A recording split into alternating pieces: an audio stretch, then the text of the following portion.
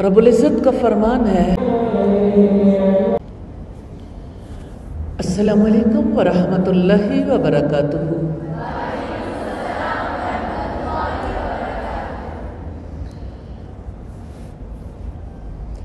نحمدہ ونصلی علی رسولہ الکریم، اما بعد فاعوذ باللہ من الشیطان الرجیم، بسم اللہ الرحمن الرحیم، رب اشرح لی صدری ویسر لی امری واحلل عقدۃ من لسانی یفقہوا قولی۔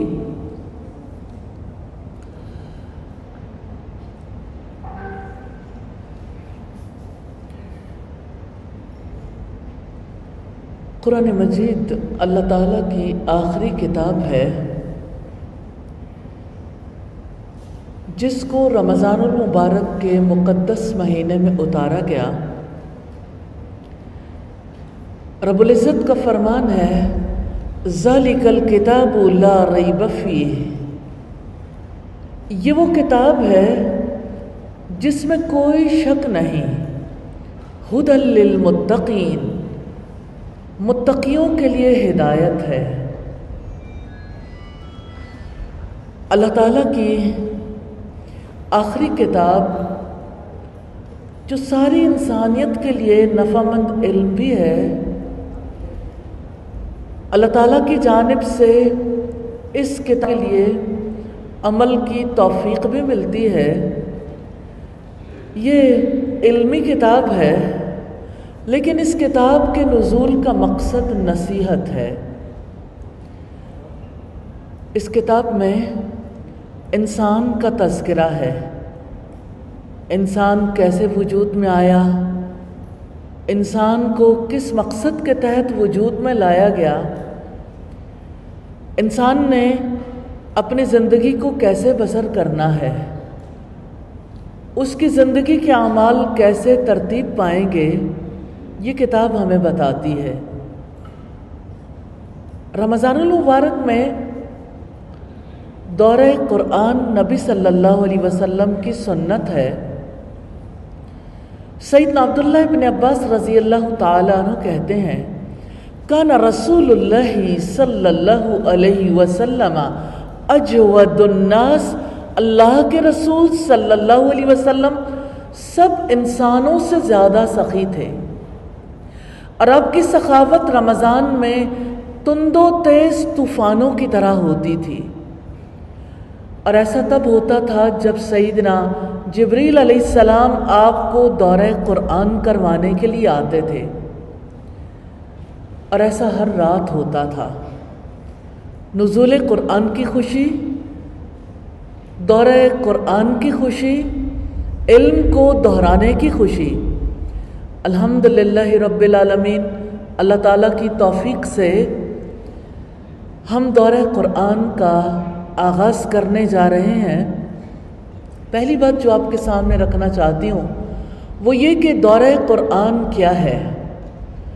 دورہ قرآن دراصل پورے قرآن کی ریویژن ہے۔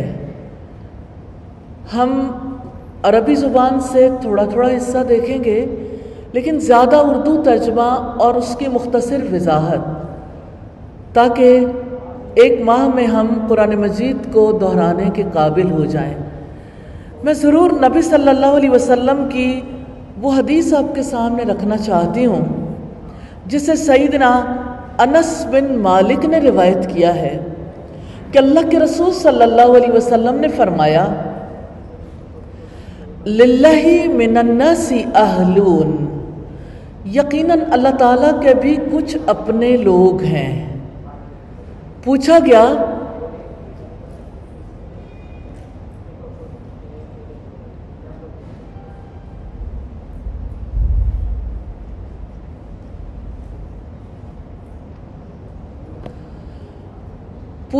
اللہ کے رسول وہ سعادت مند اور خوش قسمت کون ہیں؟ آپ نے فرمایا اہل القرآن، وہ قرآن والے ہیں، ہم اہل اللہ و خاصتہ، وہی اللہ تعالیٰ کے اپنے اور اس کے خاص لوگ ہیں۔ اہل القرآن کے لیے بڑی سعادت ہے۔ اللہ تعالیٰ کا شکر ہے جس نے ہمیں قرآن جیسی نعمت عطا کی، ہمیں اس کی محبت دی، ہمیں قرآن مجید کی تلاوت کی، قرآن مجید کو پڑھنے اور سمجھنے کی توفیق عطا فرمائی۔ اللہ تعالیٰ سے دعا ہے ہمیں اس پر عمل پیرا ہونے کی اور اس پیغام کو دنیا کے گوشے گوشے تک، گھر گھر تک، دنیا بھر تک پہنچانے کی توفیق عطا فرمائے۔ سیدنا عبداللہ ابن عمر رضی اللہ تعالیٰ عنہ سے مروی ہے کہ اللہ کے رسول صلی اللہ علیہ وسلم نے فرمایا القرآن یوم القیامہ، قیامت کے دن صاحب قرآن سے کہا جائے گا اقرا ورقا فی الدرجات، قرآن پڑھتے جاؤ اور درجات پر چڑھتے جاؤ، اسی طرح ٹھہر ٹھہر کر پڑھنا جس طرح دنیا میں ترتیل سے پڑھتے تھے، یقیناً تمہارا مقام وہیں ہوگا جہاں تم آخری آیت مکمل کرو گے۔ اللہ تعالیٰ سے دعا ہے ہمیں بھی ان لوگوں میں شامل فرمائے جن کو اللہ تعالیٰ یہ حکم دیں گے پڑھتے جاؤ اور جنت کے درجات چڑھتے جاؤ۔ اللہ تعالیٰ ہمارے حق میں یہ فیصلہ فرما دے۔ امام محمد بن حسین رحمہ اللہ بیان کرتے ہیں کہ سیدہ ام الدرداء سے مروی ہے، وہ فرماتی ہیں کہ میں نے ام المومنین سیدہ عائشہ صدیقہ سے سوال کیا کہ قرآن پڑھنے والے جو لوگ، انہیں ان لوگوں پر کتنی فضیلت حاصل ہوگی جو قرآن نہیں پڑھتے ہوں گے؟ تو سیدہ عائشہ صدیقہ رضی اللہ تعالی عنہ نے فرمایا ان جنتی بعدد آی القرآن، بلا شبہ جنت کے درجات کی تعداد آیات قرآنیہ کے برابر ہوگی، سو جو قرآن پڑھنے والا جنت میں جائے گا اس سے اوپر کوئی اور نہیں ہوگا۔ اللہ اکبر۔ مبارکباد دینا چاہتی ہوں ان تمام لوگوں کو جنہوں نے یہ فیصلہ کیا کہ اللہ تعالیٰ کی کتاب کو پڑھیں گے، پڑھتے ہی رہیں گے، عمل کریں گے، کرتے ہی رہیں گے۔ اللہ تعالیٰ ہم سے یہ عمل قبول فرما لیں، آمین ثم آمین۔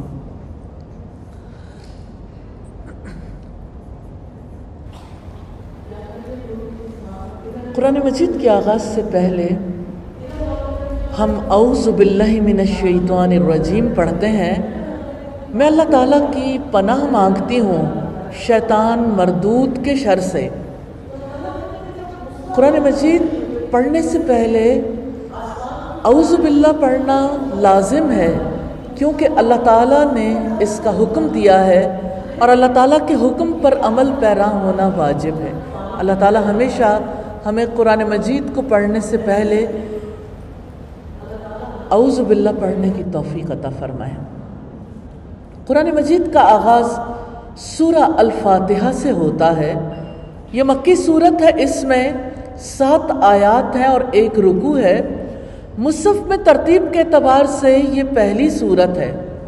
سورہ الفاتحہ کے بہت سے نام ہیں، جیسے ام الکتاب، سورہ شفا، سورہ الحمد، سورہ الکنز، یہ سورت ایک خزانہ ہے، یہی شفا ہے، یہی الصلاۃ ہے۔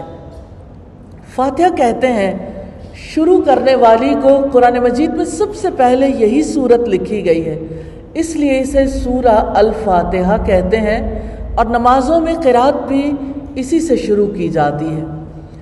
میں سورہ الفاتحہ کے حوالے سے ایک بہت پیاری روایت آپ کے سامنے رکھتے ہوئے سورہ الفاتحہ کا آغاز کروں گی۔ سیدنا ابو سعید بن معلّہ رضی اللہ تعالی عنہ کہتے ہیں کہ اللہ کے رسول صلی اللہ علیہ وسلم نے فرمایا، آج میں تمہیں مسجد سے نکلنے سے پہلے ایک ایسی سورت کی تعلیم دوں گا جو قرآن مجید کی سب سے بڑی سورت ہے۔ پھر آپ نے میرا ہاتھ اپنے ہاتھ میں لیا، جب آپ باہر نکلنے لگے تو میں نے یاد دلایا کہ آپ نے مجھے قرآن مجید کی سب سے بڑی سورت بتانے کا وعدہ کیا تھا۔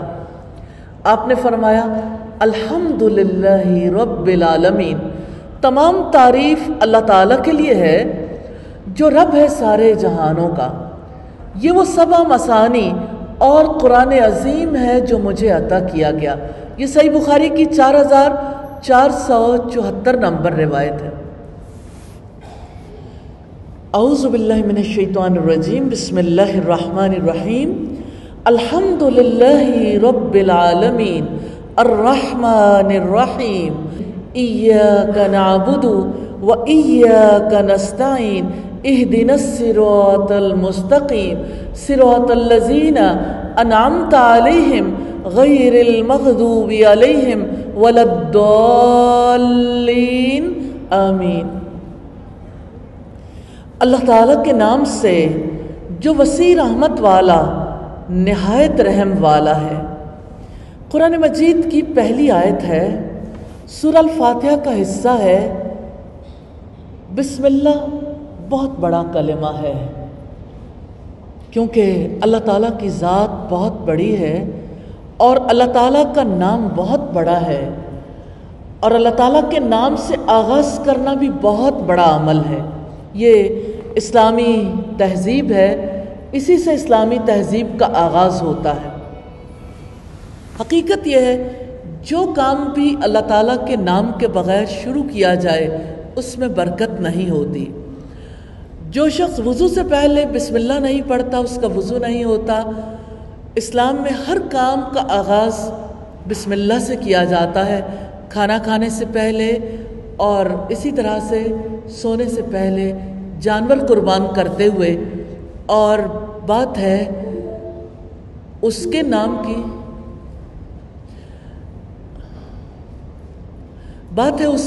کی جو وسیع رحمت والا نہایت رحم والا ہے۔ رحمت اللہ تعالیٰ کی صفت ہے، اور اسی صفت سے وہ اپنی مخلوق پر رحم کرتا ہے۔ تمام نعمتیں اس کی رحمت کے آثار ہیں، اس کی رحمت نے ہر چیز کا احاطہ کیا ہوا ہے۔ بات بسم اللہ کی بھی ہے، الرحمن الرحیم کی بھی ہے۔ اللہ تعالیٰ کی ہستی تمام رحمتوں کا خزانہ ہے، اس کی رحمتیں ہر وقت ابلتی رہتی ہیں۔ اللہ تعالیٰ کی رحمت کے 100 حصے ہیں، جن میں سے ایک حصہ ہے جس حصے سے وہ سارے انسانوں پر رحم فرماتا ہے۔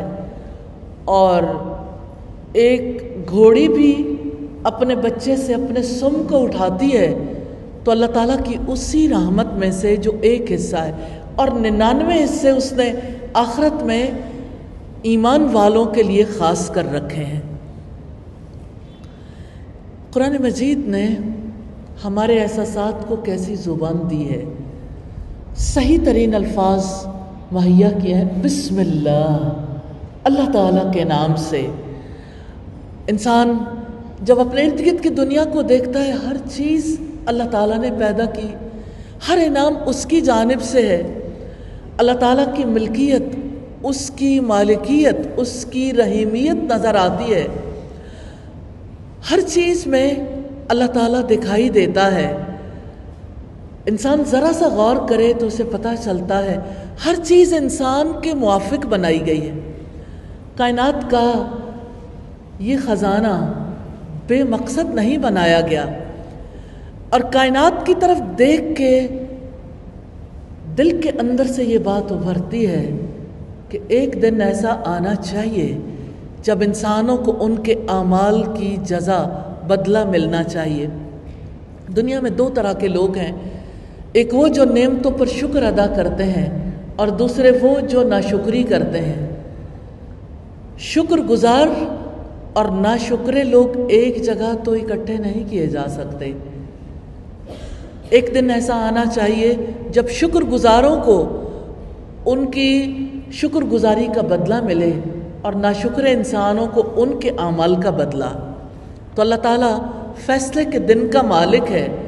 انسان جب یہ جان لیتا ہے تو اپنے آپ کو اللہ تعالیٰ کے آگے ڈال دیتا ہے کہ یا اللہ میں تیری ہی عبادت کرتا ہوں، ہم سب تیری عبادت کرتے ہیں اور ہم سب تجھ سے مدد مانگتے ہیں، ہمیں سیدھے راستے پر چلا لے، ان لوگوں کے راستے پر جن پر تو نے انعام کیا، جن پر تیرا غضب نہیں ہوا، نہ ہی جن سے تو ناراض ہے، نہ ہی ان لوگوں کے راستے پر جو گمراہ ہوئے. تو یہ سورہ الفاتحہ ہے اللہ تعالیٰ کے نام سے جو وسیع رحمت والا نہایت رحم والا ہے. سب تعریف اللہ تعالیٰ کے لیے ہے جو سارے جہانوں کا پالنے والا ہے، وسیع رحمت والا، نہایت رحم والا ہے، بدلے کے دن کا مالک ہے. ہم صرف تیری عبادت کرتے ہیں اور صرف تجھی سے مدد مانگتے ہیں، ہمیں سیدھے راستے پر چلا، ان لوگوں کے راستے پر جن پر تو نے انعام فرمایا، جن پر نہ غصہ کیا گیا اور نہ وہ گمراہ ہیں. میں ایک حدیث آپ کے سامنے رکھنا چاہتی ہوں.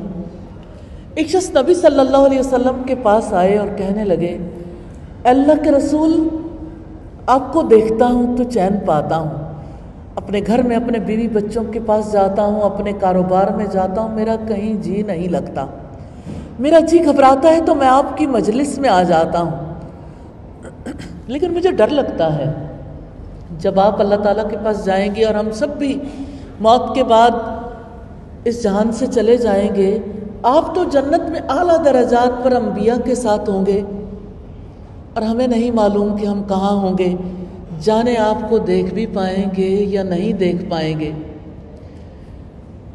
مجھے ڈر لگتا ہے میں موت کے بعد آپ کو دیکھ پاؤں یا نہ دیکھ پاؤں. آپ صلی اللہ علیہ وسلم اس کی بات سن کر خاموش ہو گئے اور حضرت جبریل علیہ السلام وہی لے کر نازل ہوئے. وَمَن يُطِعِ اللَّهَ وَالرَّسُولَ فَأُولَئِكَ مَعَ الَّذِينَ أَنْعَمَ اللَّهُ عَلَيْهِمْ مِنَ النَّبِيِّينَ وَالصِّدِّيقِينَ وَالشُّهَدَاءِ وَالصَّالِحِينَ. جو اللہ تعالیٰ اور اس کے رسول کی اطاعت کرے گا وہ ان لوگوں کے ساتھ ہوگا جن پر اللہ تعالیٰ نے انعام فرمایا، نبیوں میں سے، صدیقوں میں سے، صالحین میں سے اور شہداء میں سے. وَحَسُنَ أُولَئِكَ رَفِيقًا، اور یہی سب سے اچھے دوست ہیں. یا اللہ ہمیں انبیاء، صدیقین، شہداء کے ساتھ اپنے پاس مقام عطا فرمانا. آمین ثم آمین. اللہ کے پاک نام سے سورہ البقرہ کا آغاز کرتے ہیں. سورہ البقرہ مدینہ میں نازل ہوئی، ہجرت کے بعد نازل ہونے والی صورتوں میں سے پہلی صورت ہے. اس صورت کی 286 آیات اور 40 رکوع ہیں. نزولی ترتیب کے اعتبار سے یہ 87 نمبر پر ہے اور مصحف میں ترتیب کے اعتبار سے یہ دوسرے نمبر پر ہے. نبی صلی اللہ علیہ وسلم نے فرمایا اپنے گھروں کو قبرستان نہ بناؤ، جس گھر میں سورہ البقرہ پڑھی جاتی ہے اس میں شیطان داخل نہیں ہوتا. رسول اللہ صلی اللہ علیہ وسلم نے فرمایا ہر چیز کا ایک کوہان ہوتا ہے اور قرآن کا کوہان سورہ البقرہ ہے. شیطان جب سورہ البقرہ کی آواز سنتا ہے تو اس گھر سے نکل جاتا ہے. سبحان اللہ. سورہ البقرہ کی کتنی بڑی فضیلت ہے۔ بسم اللہ الرحمن الرحیم۔ الف لام میم حروف مقطعات ہیں۔ ذالک الکتاب لا ریب فیہ ھدی للمتقین، یہ کتاب ہے جس میں کوئی شک نہیں، متقیوں کے لیے ہدایت ہے۔ کتاب سے مراد قرآن مجید ہے، ہدایت کی کتاب ہے، لیکن اس کی ہدایت ملتی اسی کو ہے جو ہدایت کے معاملے میں سنجیدہ ہو۔ حقیقت یہ ہے کہ جس کے اندر طلب نہیں ہوتی اس کو قرآن مجید کے خزانوں میں سے کچھ بھی نہیں ملتا، اور سچی طلب فطرت کی زمین پر اگتی ہے۔ اور حقیقت یہ ہے کہ جو اپنی فطرت کے بند صفحات کو کھولنا چاہتا ہے قرآن مجید سے اسے مدد ملتی ہے، الحمدللہ۔ اور یہاں دوسری بات جو میں آپ کے سامنے رکھنا چاہتی ہوں کتاب ہدایت کے حوالے سے، کہ ہدایت کہتے ہیں نفعمند علم اور عمل صالح کی توفیق کو۔ بار بار ہدایت کے بارے میں بات چلے گی تو یاد رکھیے گا، علم کے بغیر کوئی ہدایت نہیں ہوتی، اور ہدایت اللہ تعالیٰ کی توفیق ہے۔ اور متقی کہتے ہیں اللہ تعالیٰ سے ثواب کی امید رکھ کر اس کے احکامات کی اطاعت کرنے والے کو، اور اس کے عذاب کے خوف سے تو یہ کتاب اس کے لیے ہدایت ہے، اس کو نفعمند علم دیتی ہے جو اللہ تعالیٰ سے ثواب کی امید رکھتا ہے اور اس کے عذاب کے خوف سے ڈرتا ہے۔ وہ لوگ جو غیب پر ایمان لاتے ہیں اور نماز قائم کرتے ہیں اور جو ہم نے انہیں رزق دیا ہے اس میں سے خرچ کرتے ہیں۔ کتاب ہدایت سے فائدہ اٹھانے والوں کی خصوصیات ہیں۔ قرآن مجید حق ہے، سچی کتاب ہے، اسی کو فائدہ دے گا قرآن جو ان سین پر بلیو کرے، غیب پر ایمان لے آئے، جو اللہ تعالیٰ کی راہ میں بند مٹھی کو کھولنے کے لیے تیار ہو، جو اللہ تعالیٰ کے آگے جھکنے کے لیے، نماز ادا کرنے کے لیے تیار ہو۔ اللہ تعالیٰ سے دعا ہے ہمیں توفیق عطا فرمائے کہ ہم وہ ساری خصوصیات جو اس کتاب سے ہدایت حاصل کرنے کے لیے ضروری ہیں انہیں اپنانے کی توفیق دے۔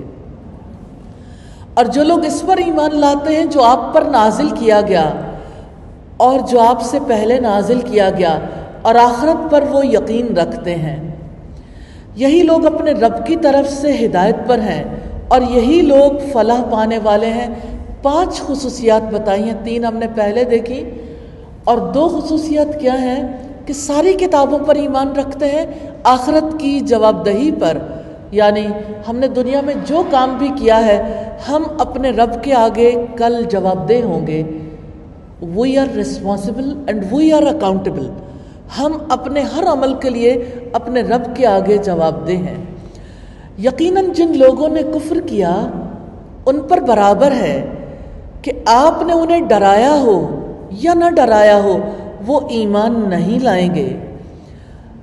سیدنا ابن عباس سے روایت ہے کہ یہ 2 آیات یہودی سرداروں کے بارے میں ہیں، یعنی حیی بن اخطب اور کعب بن اشرف اور ان جیسے دوسرے سرداروں کے بارے میں۔ مسلسل کفر کی وجہ سے اور اللہ تعالیٰ کی نافرمانیاں کرنے کی وجہ سے دلوں سے حق کو قبول کرنے کی استعداد ختم ہو جاتی ہے، اس لیے ایسے لوگ ایمان نہیں لاتے۔ رب العزت نے فرمایا اللہ تعالیٰ نے ان کے دلوں اور ان کے کانوں پر مہر لگا دی ہے، اور ان کی آنکھوں پر پردہ ہے، اور ان کے لیے بہت بڑا عذاب ہے، یعنی اب ایمان ان کے دلوں میں داخل نہیں ہو سکتا۔ دنیا میں آپ دیکھتے ہیں کہ اگر کسی شخص کی آنکھیں ہوں اور وہ آنکھیں بند کر لے تو بصارت ہونے کے باوجود وہ دیکھنے کے قابل نہیں رہتا۔ اسی طرح کا معاملہ حق کا ہے۔ اللہ تعالیٰ نے جیسے سورج کو روشنی کے لیے چراغ بنا دیا، تو جو سورج کو دیکھ کے آنکھیں بند کر لے اس کے لیے تو دنیا اندھیر ہو جائے گی۔ اسی طرح سے کتنے ہی لوگ ہیں جو کان رکھنے کے باوجود سنتے نہیں اور دل رکھنے کے باوجود سوچتے سمجھتے نہیں ہیں۔ حق کا اعلان خواہ کتنی واضح صورت میں کیا جائے، قابل فہم بھی ہو، قابل قبول اسی کے لیے ہوگا جو اپنی آنکھوں کو کھول دے گا، کانوں کو کھول دے گا، حق بات سننا چاہے گا، اور جو اپنے دل کے دروازے اوپن کر دے گا۔ اللہ تعالی ہمیں توفیق عطا کرے اور اللہ تعالی ہمارے دل کے دروازے کھول دے تاکہ ہم حق کو قبول کرنے کے لیے تیار ہو جائیں۔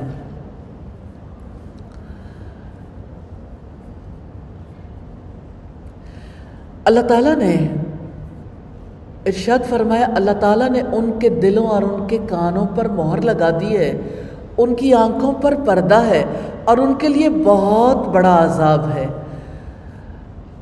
دوسرا رکوع ہے جس میں بے ایمان منافق کے اعمال کا تذکرہ ہے۔ ارشاد فرمائے وَمِنَ النَّاسِ مَن يَقُولُ آمَنَّا بِاللَّهِ وَبِالْيَوْمِ الْآخِرِ وَمَا هُمْ بِمُؤْمِنِينَ، اور لوگوں میں سے کچھ وہ بھی ہیں جو کہتے ہیں کہ ہم اللہ تعالیٰ اور آخرت کے دن پر ایمان لائے، حالانکہ وہ ہرگز ایمان لانے والے نہیں۔ لوگوں میں سے کچھ لوگ ایسے ہیں جن کے دلوں میں برائی ہے لیکن زبان پر نیکی کی بات ہے، اپنے آپ کو نیک سمجھتے ہیں، اپنے آپ کو ایسے مقام پر سمجھتے ہیں کہ اللہ تعالیٰ کے نزدیک گویا وہ سب سے زیادہ ایکسیپٹیبل ہیں، حالانکہ ان کا طرز عمل اللہ تعالیٰ کے احکامات کے مطابق نہیں ہوتا۔ نزول قرآن کے زمانے میں عبداللہ ابن ابی اور ان جیسے لوگ منافق تھے، اور اکثر یہودی ایسے تھے، لیکن ایسے لوگ ہر دور میں پائے جاتے ہیں۔ نبی صلی اللہ علیہ وسلم نے نشانیاں بتائیں، آیت المنافق ثلاث، منافق کی 3 نشانیاں، جب بات کرے جھوٹ بولے، جب اس کے پاس امانت رکھوائی جائے خیانت کرے، اور جب وعدہ کرے تو وعدہ خلافی کرے۔ ایک اور روایت میں ہے کہ جب لڑے تو بیہودہ گوئی کرے، یعنی لڑ پڑے تو گالیاں دے۔ وہ اللہ تعالیٰ کو دھوکہ دیتے ہیں اور ان لوگوں کو جو ایمان لائے، حالانکہ وہ اپنی جانوں کے سوا کسی کو دھوکہ نہیں دے رہے اور وہ شعور نہیں رکھتے۔ ان کے دلوں میں ایک بیماری ہے تو اللہ تعالیٰ نے ان کو بیماری میں زیادہ کر دیا اور ان کے لیے دردناک عذاب ہے۔ یہ بیماری نفاق کی ہے، شک کی ہے، ڈاؤٹس ہیں۔ 2 طرح کی بیماریاں انسانوں کو لاحق ہوتی ہیں، ایک تو شکوک و شبہات کی بیماری ہوتی ہے اور دوسرے شہوات کی، ہلاک کر دینے والی شہوات کی بیماری ہوتی ہے۔ تو اللہ تعالیٰ کہتے ہیں فی قلوبہم مرض، ان کے دلوں میں بیماری ہے، یعنی ان کے دل میں مفاد پرستی ہے، نفاق ہے، دنیا کی محبت ہے۔ بنیادی طور پر 2 ہی بیماریاں ہیں جو لاحق ہوتی ہیں، دین میں شبہات کی بیماری اور شہوات کی بیماری۔ شہوات کی بیماریوں سے مراد زنا یا بے حیائی اور نافرمانی کے کام وغیرہ اسی کے زمرے میں آ جاتے ہیں۔ اور جب ان سے کہا جاتا ہے کہ زمین میں فساد نہ پھیلاؤ تو وہ کہتے ہیں کہ یقیناً ہم اصلاح کرنے والے ہیں۔ یہ بات بڑی اہم ہے۔ دنیا میں عام طور پر آپ دیکھتے ہوں گے لوگوں کا اعتماد اس بات پر ہوتا ہے کہ ہمارے کچھ تحفظات ہیں، تحفظات کے ساتھ وہ جیتے ہیں اور مفادات کی وجہ سے اپنے آپ کو محفوظ سمجھتے ہیں۔ تو اکثر لوگوں کی وفاداریاں اپنے مفادات کے ساتھ ہوتی ہیں، اس وجہ سے لوگ اپنے آپ کو پورے طور پر اللہ تعالیٰ کے آگے سرنڈر نہیں کرتے، اللہ تعالیٰ کے حوالے نہیں کرتے۔ دین سے ایک ظاہری رشتہ تو قائم کر لیتے ہیں لیکن دین کو پورے طور پر قبول نہیں کرنا چاہتے۔ تو رب العزت نے فرمایا دیکھو یہ لوگ دنیا میں فساد پھیلانے والے ہیں اور کہتے یہ ہیں کہ ہم اصلاح کرنے والے۔ اصلاح اور فساد یہ 2 ٹرمز قرآن مجید میں استعمال ہوتی رہیں گی، یاد رکھیے گا۔ اصلاح کا کام ایک ہی ہے کہ بندے اپنے رب سے جڑ جائیں، رب کے ہو جائیں، اور فساد یہ ہے کہ اللہ تعالیٰ اور بندے کا تعلق درست نہ ہو، یعنی ایک تو یہ کہ بندہ خود تعلق نہ قائم کر پائے، دوسری بات یہ کہ جو لوگ اپنے رب سے جڑنا چاہیں ان کے راستے میں روڑے اٹکائے جائیں۔ تو رب العزت فرماتے ہیں سن لو، در حقیقت وہی لوگ فساد کرنے والے ہیں لیکن وہ نہیں سمجھتے۔ یہ بات بڑی امپورٹنٹ ہے۔ کوئی فسادی اپنے آپ کو مصلح سمجھے تو اللہ تعالیٰ کہتے ہیں کہ آپ کو پہچان جانا چاہیے کہ یہ لوگ اصلاح کا کام کرنے والے نہیں ہیں۔ اصل میں اگر کسی کا رشتہ رب سے کٹ جاتا ہے، فساد کا تو آغاز ہو جاتا ہے، اس کی جگہ کوئی نہ کوئی چیز تو لے گی۔ تو جب رب سے رشتہ کٹ گیا تو کہیں نہ کہیں تو رشتہ جڑے گا، جہاں بھی جڑے گا وہ رشتہ غلط جڑے گا۔ لیکن عجیب بات یہ ہے کہ انسان کو خود سمجھ نہیں آتی، کٹی پتنگ کی طرح، جیسے پتنگ کی ڈور کسی کے ہاتھ میں ہوتی ہے نا تو پتنگ اونچی اڑان بھرتی ہے، لیکن جب وہ ڈور کٹ جاتی ہے تو یا تو اس پتنگ کو کوئی لوٹ لیتا ہے یا وہ کسی ایسی جگہ جا کے اٹکتی ہے جہاں وہ پھٹ جاتی ہے۔ انسان کی زندگی بھی بعض اوقات کٹی پتنگ کی طرح ہو جاتی ہے۔ اپنا رشتہ اپنے رب کے ساتھ جوڑنے کے لیے ہم یہاں پہ اکٹھے ہوئے ہیں۔ الحمدللہ رشتہ جڑتا ہے قرآن سے، رشتہ جڑتا ہے اس کے کلام سے، رشتہ جڑتا ہے اس کے پیغام سے، اور رشتہ کٹ جاتا ہے جب ہم اس کے کلام سے، اس کے پیغام سے، اس کے قرآن سے کٹ جاتے ہیں۔ پھر فرمایا اور جب ان سے کہا جاتا ہے آپ ایمان لاؤ جس طرح لوگ ایمان لائے، تو کہتے ہیں جس طرح بے وقوف لوگ ایمان لائے ہیں۔ سن لو، بے وقوف تو در حقیقت وہی لوگ ہیں لیکن وہ نہیں جانتے۔ عجیب بات یہ ہے کہ کوئی احمق یہ سمجھے میں سب سے زیادہ عقل مند ہوں، کوئی بے وقوف یہ سمجھے کہ لوگ بے وقوف ہیں۔ منافق کا معاملہ ایسا ہی ہوتا ہے، وہ پورے طریقے سے رب سے جڑا ہوا بھی نہیں ہوتا اور پورے طریقے سے کٹنا بھی نہیں چاہتا۔ اللہ تعالیٰ کو وفاداری پسند ہے، ادھوری وفا پسند نہیں ہے کہ کوئی یعنی ایسا تعلق رکھنا چاہے نہ خدا ہی ملا نہ وصال صنم، نہ ادھر کے رہے نہ ادھر کے رہے۔ تو منافق کا یہی معاملہ ہوتا ہے، نہ وہ رب کا رہتا ہے نہ وہ دنیا کا رہتا ہے، لیکن حقیقی وفاداریاں اس کی دنیا کے ساتھ ہوتی ہیں۔ پھر فرمایا اور جب وہ ان لوگوں سے ملتے ہیں جو ایمان لائے تو کہتے ہیں کہ ہم ایمان لائے، اور جب اپنے سرداروں کی طرف اکیلے ہوتے ہیں تو کہتے ہیں کہ یقیناً ہم تمہارے ساتھ ہیں، ہم تو محض مذاق اڑانے والے ہیں۔ اللہ تعالیٰ ان سے مذاق کرتا ہے اور ان کو ڈھیل دے رہا ہے اور وہ اپنی سرکشی میں اندھے بنے ہوئے ہیں۔ یہ وہ لوگ ہیں جنہوں نے ہدایت کے بدلے گمراہی خرید لی ہے، تو نہ ان کی تجارت ان کے لیے نفع مند ہوئی اور نہ ہی وہ ہدایت پانے والے۔ بڑی اہم بات ہے، فما ربحت تجارتہم، ان کی تجارت ان کے لیے نفع مند نہیں ہوئی، یعنی عارضی زندگی کی عارضی خوشیاں انہوں نے خرید لیں ہمیشہ کی جنت کے بدلے میں۔ اس سے بڑا دھوکہ، اس سے بڑا نقصان کوئی اور نہیں ہو سکتا۔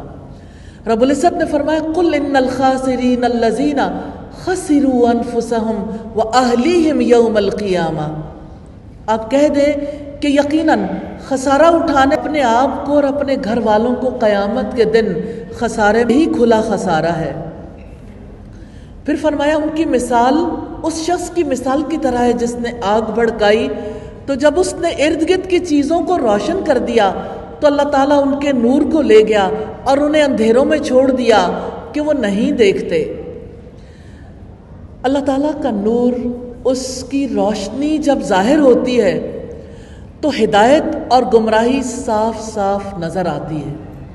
اللہ تعالیٰ کی کتاب روشنی ہے، کتاب بتاتی ہے نیک عمل کیا ہے، اس کا انجام کیا ہے، برا عمل کیا ہے، اس کا انجام کیا ہے۔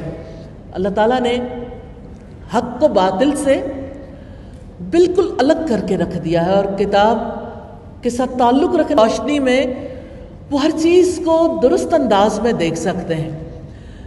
لیکن ایسا کیوں ہوتا ہے کہ جیسے نبی صلی اللہ علیہ وسلم نے جب لوگوں کو حق کی دعوت دینی شروع کی، سب کو پتہ چل گیا سچ کیا ہے، لیکن کچھ لوگ ایسے تھے کہ جب پورے طریقے سے روشنی پھیلنے لگی، اللہ تعالیٰ نے ان کے دلوں سے نور کو اٹھا لیا، انہیں اندھیروں میں چھوڑ دیا چر کا، گمراہی کا۔ تو اندھیروں میں تو کسی کو نظر نہیں آتا۔ علم نور ہے، جہالت اندھیرا ہے۔ جب کسی کو علم نہیں ہوتا تو اسے سمجھ نہیں آتی کہ اسے زندگی کے لیے کیا طریقہ کار اختیار کرنا ہے۔ رب العزت نے فرمایا وہ بہرے ہیں، گنگے ہیں، اندھے ہیں، وہ نہیں پلٹتے۔ منافق بھلائی کی بات سننے سے بہرا ہو جاتا ہے، بھلائی کی بات